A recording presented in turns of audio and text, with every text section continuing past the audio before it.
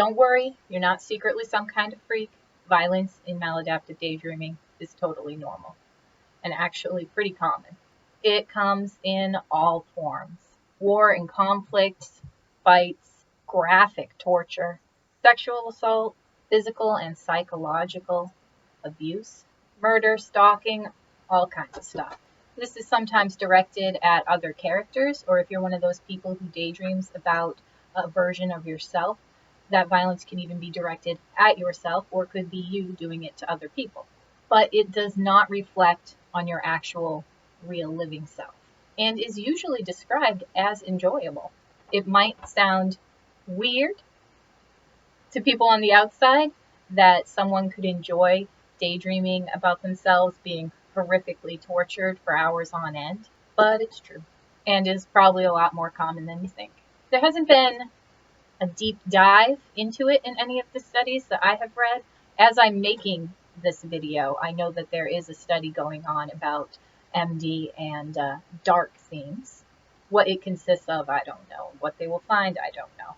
But that's not out yet, so we only have the previous body of work to go off.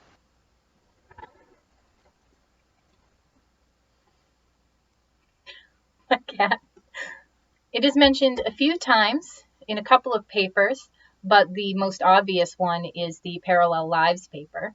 Even in that, though, the mention is a little brief. They call it benign masochism or hedonic reversal. And looking into it, it describes this experience that a lot of human beings go through, daydreamers or not.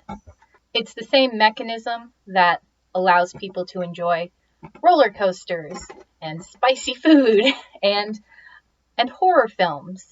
And that might be a good way to think about it, is like watching a horror film. You can enjoy the horror genre without condoning violence and murder. But because we never really talk about our daydreams, never mind our violent, sick fantasies, I think it can sometimes leave people with the impression that there is something wrong with them. Why would they dream these things up? Why would they enjoy them?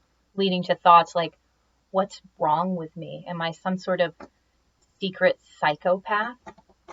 Are these dark urges buried somewhere in me? Am I dangerous? And no, probably not. Unless you've got something else going on with you, if it's just the maladaptive daydreaming and these things are not brought into the real world, it's just a weird horror movie fantasy. And like I said, they don't normally cause distress in the daydreamer. They are actually enjoyable. There are, however, some people who do get really distressed by them. That could be for a couple reasons.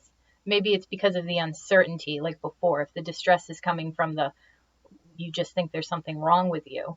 I hope this video can assure you that there's probably not, and knowing that some of that distress will dissipate. If they are so distressing that they are triggering physical symptoms and they are unwanted daydreams, we're now getting out of sort of MD territory and getting into intrusive thoughts. That's something you're more likely to be having the actual issue with. And there are all kinds of resources on the internet for how to deal with thoughts like that. And therapy is always advisable. There is also the fact that about a quarter of maladaptive daydreamers have a history of trauma and abuse.